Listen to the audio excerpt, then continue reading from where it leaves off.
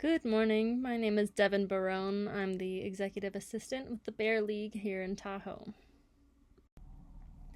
We are a small nonprofit with 2,000 supporting members, helping people coexist with bears in Tahoe through education, outreach, and our 150 volunteer first responders.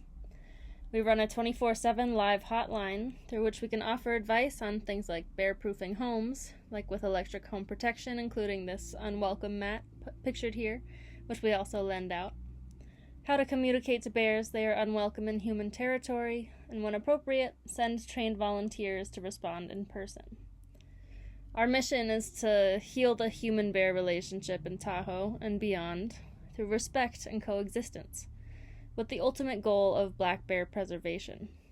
The statement, "a fed bear is a dead bear," remains true, but only because the agencies that constantly tout this message have decided it must be so. Before we get into that, let's first talk about some of the roots of human-bear conflict in Tahoe. Habitat loss from constant urban expansion, along with droughts and wildfires, has reduced bears' wild food sources and wild spaces. Plus, Tahoe has always been bear territory. Bears have used the productive ecosystems of this watershed for millennia.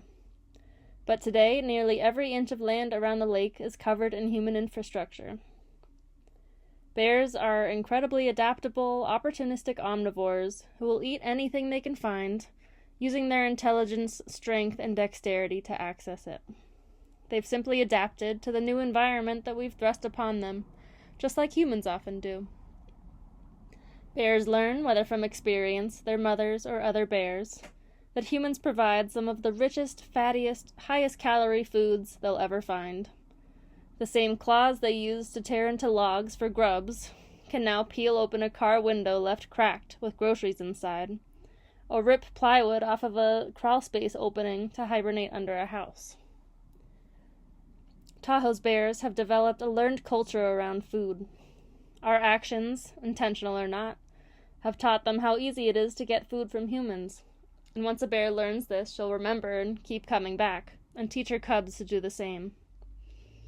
When a bear is cautiously approaching people, especially near short-term rentals, it's almost always because tourists, or sometimes residents, have fed him directly before. Or if a bear smells food through an open window and scores a delicious high-calorie meal, he'll return to that house or another and may break the window this time.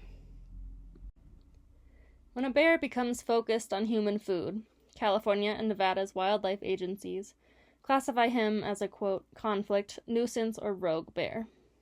In California, residents can easily obtain a depredation permit if a bear damages property or allegedly threatens to do so. This allows the agency to trap and legally kill the bear.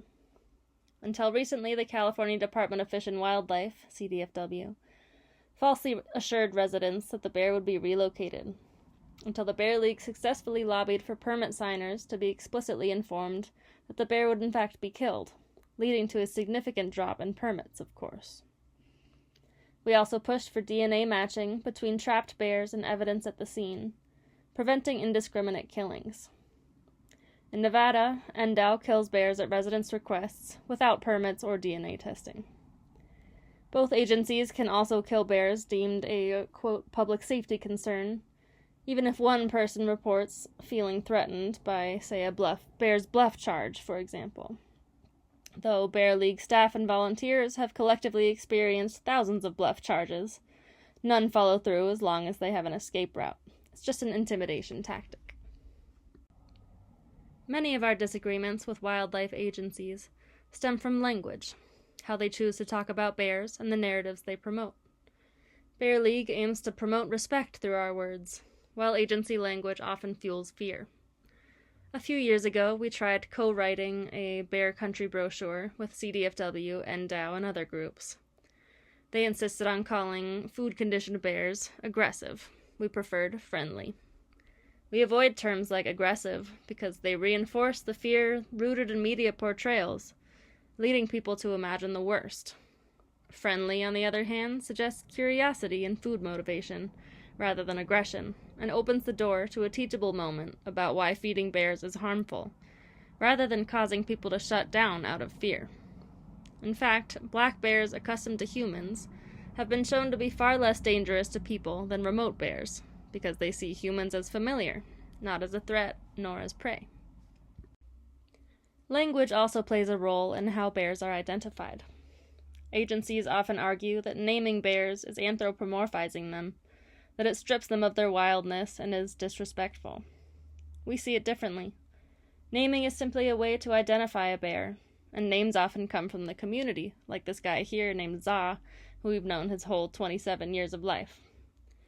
A name allows people to connect with a bear as an individual living being with inherent worth, someone worth protecting. In contrast, agencies assign numbers and staple plastic ear tags into bears' ears at any age, reducing a sentient creature to a number. The comparison may be grim, but it's not unlike what's been done to certain marginalized people throughout human history. And though some scientists resist anthropomorphism, we believe recognizing the similarities between humans and other animals, especially highly intelligent, emotional, resourceful ones like black bears, is not only honest, it's helpful. It fosters empathy, supports coexistence, and challenges the idea that the best way to manage wildlife is by removing them. At the heart of this issue is a deeper problem. State wildlife agencies heavily emphasize hunting, often claiming that hunting pays for conservation. But in California, only about 20% of Fish and Wildlife's funding comes from hunting and fishing license fees. Agencies also cite the Pittman-Robertson Act, which directs taxes from gun and ammunition sales to wildlife agencies, but most of those purchases are not actually used for hunting. Regardless, this emphasis incentivizes a view of wildlife not as sentient beings, but as resources to be harvested. Bears are called a renewable resource, the number of bears hunted as a harvest. CDFW's new black bear management plan addresses the need to, quote, sustain the hunting tradition, including visiting schools to promote hunting to young children, as they recognize its decline, as shown in part in this graph of bears killed by hunters in California since 2001. This mindset corresponds to how agencies respond when bears enter homes, not as victims of human-caused habitat loss, but as threats that must be eliminated. Both agencies also claim that bear hunting teaches bears to fear humans and therefore reduces urban conflicts. We find this to be an illogical excuse to encourage bear hunting because, well, you can't teach a dead bear anything, and those who survive often learn that urban areas are safer, out of the hunting zone. After Nevada temporarily legalized black bear hunting in the Tahoe Basin in 2011, our hotline saw sharp rising calls from the Nevada side of the lake, as bears fled hunting zones and sought refuge in residential neighborhoods. Hunting does not solve the conflict issue. In our experience, it seems to make it worse. The statement, "a fed bear is a dead bear," does not have to be inevitable. It's not a law of nature. It's the result of human decisions. This is a human-created problem with human solutions. We can choose education over extermination. Bears respond to the boundaries we set, but it takes all of us working together to communicate those boundaries clearly and effectively.